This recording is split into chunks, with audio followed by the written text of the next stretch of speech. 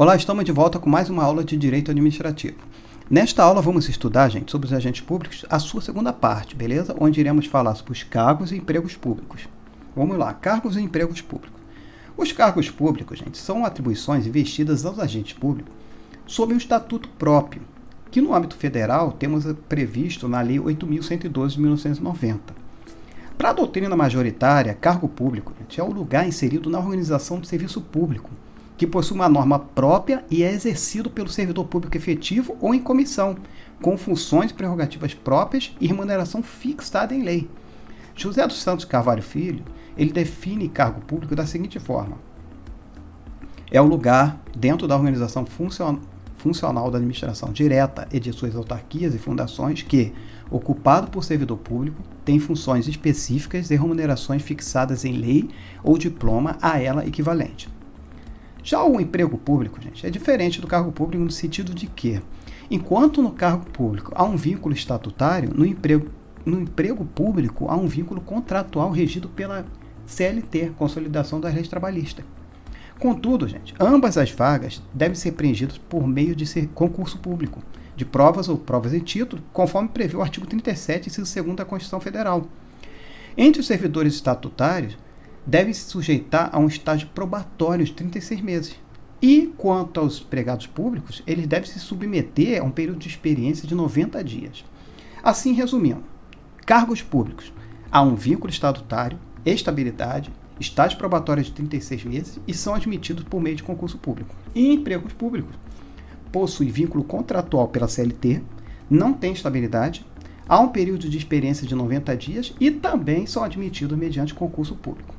Vamos agora falar, gente, sobre provimento dos cargos públicos. Bem, os cargos públicos se vinculam à administração por meio de um estatuto próprio.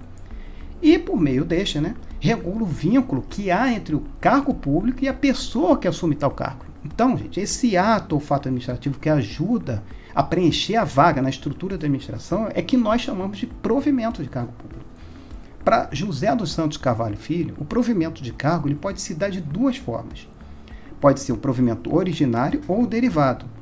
O provimento originário é aquele onde não há uma relação jurídica anterior, devendo a pessoa apta ao cargo ser nomeada e tomar posse e entrar em pleno exercício de 15 dias desde a nomeação. Já no provimento derivado, é aquele preenchido por alguém que já tenha vínculo anterior com outro cargo, mas sujeito ao mesmo estatuto. Neste caso, ele pode se dar de duas formas. O provimento derivado horizontal, que é por meio da readaptação, que é a colocação de cargo e atribuições e responsabilidade compatíveis com a incapacidade adquirida pelo servidor decorrente de uma eventual enfermidade, e o provimento derivado vertical, que é por meio da promoção, que é a elevação de um servidor, gente, de uma classe para outra dentro de uma mesma carreira. Não, ainda tem mais um aqui, que é o reingresso, que também é um provimento derivado, que pode se dar, gente, o reingresso ele pode se dar de 4 formas. O reingresso ele pode se dar por reversão, que é o retorno à atividade do servidor aposentado, por recondução, que é o retorno à atividade do servidor estável a um cargo anteriormente ocupado, a recondução, a reintegração, que é a reinvestidura do servidor estável quando invalidada a sua demissão, entendeu? Ele retorna, ele é reinvestido ao cargo público. E o aproveitamento, que é o retorno de um servidor ao serviço ativo, que se encontrava em disponibilidade, um cargo que ainda estava vago, ele estava disponível para qualquer cargo. O cargo, por exemplo, pode ter sido extinto e esse servidor ficou em disponibilidade. Então, você coloca ele num cargo sob esse provimento derivado, vertical, chamado aproveitamento, beleza?